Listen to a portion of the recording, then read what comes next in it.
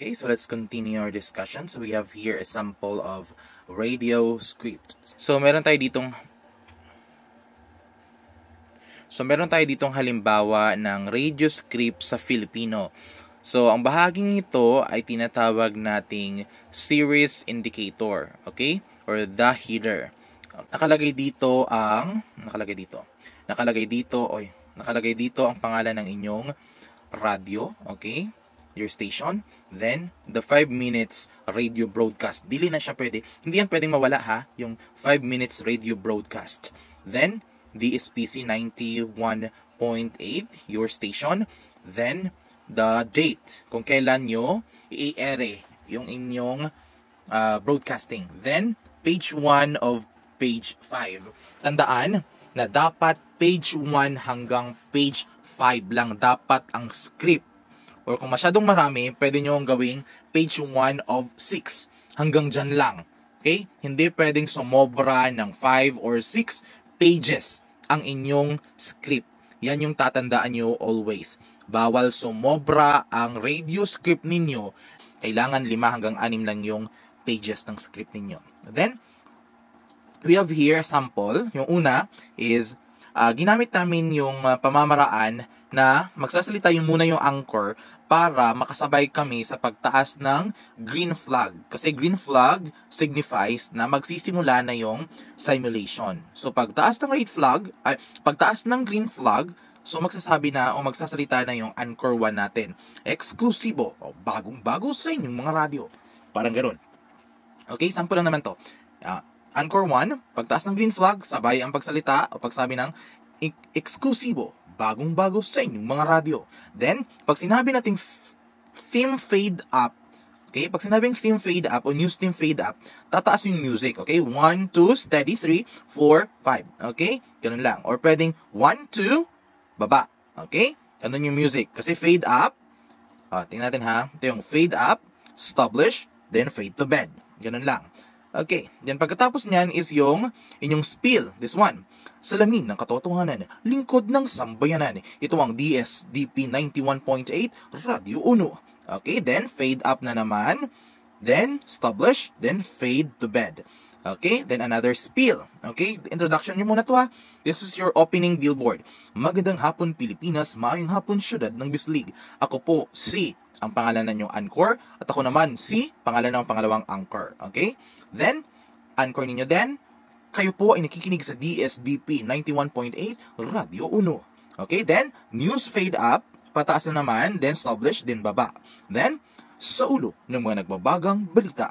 Pag sinabi nating segue ito yung segue. Pag sinabi naman nating segue, ibig sabihin, gagamit kayo ng ibang music. Pwedeng dang dang dang dang dang dan dan dan dan. Ganon. Then, dato sa mga kababaihan na may kaalaman sa pag-iwas sa HIV, inihayag ng Philippine Statistic Authority.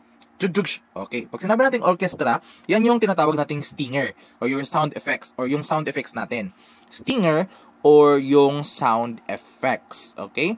Ang ginamit namin dito na music or the stinger ay orchestra, okay? Or orchestral. Okay, makikita nyo yan kahit pwede sa YouTube, okay? Pwedeng sa YouTube, pwedeng sa Bilibili o sa anumang music site. Makakahanap kayo doon ng sound na orchestral. Okay, ito yung sound na sa pagpindot sa piano. Chung! Parang ganon, okay? Then, another script. Okay, another headline. Okay, have another headline. The second headline is, another headline is, hearing sa panukalang batas ng Maharlika Investment Fund, tinuldukan ng Senado. Kaya kung mapapansin ninyo, descriptive yung pagkakasalaysay ng headline. Okay? Pangatlo, panukalang pag-amyenda sa 1987 Constitution, inaprubahan ng representatives. Okay, yan na yun. Then, let's proceed sa second page. Sa second page ng ating news, ito yung makikita natin. Andyan pa rin ha. Andyan pa rin yung Radio 1, yung 5 minutes radio broadcast, DSDP 91.8, then June 6, 2023. Ang naiba lamang is yung page natin. Page number 2 na kasi tayo out of 5. Then, the headline. Okay, the headline.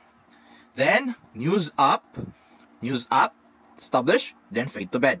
Okay, At para sa unang balita, sinapubliko ng PSA sa kanilang website ang mga datos ng mga kababaihan na may kaalaman sa pag-iwas sa HIV. Batay sa datos, mahigit 66% ng mga dito na yung sinasabi ko kanina, yung may mga technical word. Pwede namang di natin sabihin yung Filipino term ng 66%. Pwedeng mahigit 66% ng mga kababaihan ay may kaalaman ng paggamit ng kondom. Okay, wrong to. Dapat makadikit ito ha. Paggamit ng kondom at ito din. Paggamit ng kondom at pakikipagrelasyon sa walang sakit ay nakatutulong upang makaiwas sa HIV. Samantala, nararapat din umanong matutuhan ng mga kalalakihan ang safe sex upang maiwasan ng HIV. Okay? Parang ganun lang. Dali lang, no? Then, another stinger. Chung-chung. Chung-chung or chung. O ganun lang. Okay? Anong stinger gusto ninyo? Then, sa second news naman, wag nang sabihin yung headline. Okay? Proceed na kaagad sa samantala. Okay? Pwede yung ganun ha. Ang winakasan yan yung bigyan natin ng diin. Mantala, winakasan ni Senate Chairperson Committee Mark Villar ang pagdinig sa panukalang batas na lumikha ng Maharlika Investment Fund. Isinangguni rin ni Villar ang panukalang batas sa Technical Work Group upang pagtugmain at ilabas ang detalye na ihaharap sa tatlong pagdinig. Giit din ni Senator Nancy Binay na lilinawin niya ang panukala batay sa komposisyon ng Board of Directors na namamahala sa MIF. Then, stinger, ching-ching, or ching. Anchor 1, manatiling nakaantabay at magbabalik ang Radyo 1. Okay, fade up. 1, 2, 3, 4, 5. Or 1, 2, 3, 4. Ganun lang. Okay? Then, pagkatapos niyan is yung tinatawag nating nag-meet yung fade to bed at yung sound effects. Okay, dapat na ganun ha. Dapat ganun. Ito yung fade to bed at ito naman yung sound effects. Dapat mag-meet sila sa gitna. Okay? Para maganda yung paglabas ng news ninyo at pagpasok ng inyong infomercial. Kasi sa pangatlong page, yan yung tinatawag nating infomercial. Information, nagbibigay ng information at the same time commercial. Okay, this one, bakit uto-uto? Bakit uto-uto yung title natin? Kasi, batay sa mga discussion, hindi pwedeng yung ilalagay mo dito is yung title lang kaagad nito. Okay, kailangan mag-isip ka ng title na maaaring tutumbok dito sa nilalaman o tutumbok sa nilalaman ng iyong infomercial. Okay, uto-uto. Okay, tingnan natin kung bakit uto-uto yung naging title ng infomercial na to. Kailangan na 1 page lamang yung infomercial natin. Kasi 1 page is always equivalent to 1 minute. Okay, 1 minute infomercial lang. Okay, example. Okay, election, sound effects. Okay. Uy Mario, nakapili ka na ba ng... paano makiwala ito ha? Uy Mario, nakapili ka na ba ng iboboto mo para sa gobernador ng ating bayan? Siyempre naman Pedro, doon tayo kay Sir Plongplong. Naku, malaki yung magbigay ng datong. Naku pare, pagdating sa pagpili kung sino ang mamumuno sa bayan, doon tayo sa subok na at mapagkakatiwalaan, hindi lang yung mayaman lang. Okay, then pasok yung music natin. Huwag kang magpadala sa pera nila, kaya't iboto ang karapat-dapat, piliin nyo ang mga tapat na sa boto mo. Paalala, maging responsable sa pagboto, piliin ang tapat at tamang kandidato dahil kinabukasan ng lahat nakasalalay sa kamay mo. Ang paalalang ito hatid sa inyo ng himpilang ito. Okay, pagkatapos ng himpilang ito, nasa kagad yung music. Okay, fade up, then establish, then fade to bed. Okay, we are on the, okay, dito na tayo sa pang-apat na page. Okay, balik sa Radio 1, then time. Okay, then 4 of 5. Okay, 4 of 5. Then, news, fade up to bed, then okay, dito naman, kung napansin niyo kanina sa nauna, iba yung headline na nilagay dito. Okay, kasi hindi dapat maulit yung headline na ginamit mo sa OBB at dito naman sa pagbibigkas o pagbabalita na. Dapat magkaiba ha? Magkaiba yung headline. Pero parehong news, parehong balita. Pero magkaiba lamang yung pagkakasulat ng headline. Ayan. Kung kanina, tingnan natin ha, Maharlika, ano to? Amienda 1987 Constitution. Tingnan natin sa unang page kung ano yung nakalagay. Okay? Unang page ang nakalagay. Paano ka lang mag-aamienda? Ito.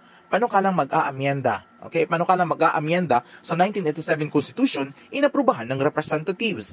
Pero pagdating dito, okay? Pagdating dito, iba na. Amienda sa 1987 Constitution nakakuha ng 17 boto mula sa representative. Para sa mukha ng balita, narito si Marco Pinduco. Okay? Pang ganon. Okay? Pagkatapos ng para sa mukha ng balita, narito si Marco Pinduco, then sound effects ulit. Okay? Then, magkarugtong. Nilagdaan ang panukalang mag-aamienda sa Saligang Batas 1987 Constitution na magbibigay ng 10,000 pisong sahod kada araw para sa mga napipiling delegado. Nakakuha ito ng 17 boto dahilan upang maaprubahan ang panukala. Sa ilalim ng panukala, ang konstitusyon ay binubuo ng 304 na kinatawan na itatalaga ng Pangulo at ihahalal ng publiko. Ito po si Marco Pinduco, nagbabalita. Fade up kasi last news na to. Pag last news na fade up na ha. Fade up, establish, then fade to bed. Okay. Maraming salamat, Marco. Kung makikita ninyo, iba na naman yung headline natin. Ito. Okay? Naniniwala rin. Fade up, establish, fade to bed. Okay, ganun lang, kadali. Okay, then, Anchor 1. At yun po ang mga nakala para sa araw na ito. Mga karadyo, kasama ang buong pwersa ng DSDP, kami po ay lubos na nagpapasalamat sa inyong walang sawang pagsuporta. Ito pong muli ang inyong lingkod, Baba na nagsasabing, jingle bells, jingle all the way. Mga kababayan, 114 na araw na lamang Pasko na. Katunayan yan, ramdam na naman ang simoy ng hanging amihan. Fade up, establish, fade to bed. Magandang araw, Miss League City. Chung! End. Yan yung script natin, okay? Okay na? Ayan, okay. Pasadahan natin ha. Page 1. Page 2. Page 3. Page 4. Then last page. Okay? Thank you. I hope you learned something from this video. Thank you so much, and don't forget to like, subscribe, and share. Char. Bye. Thank you.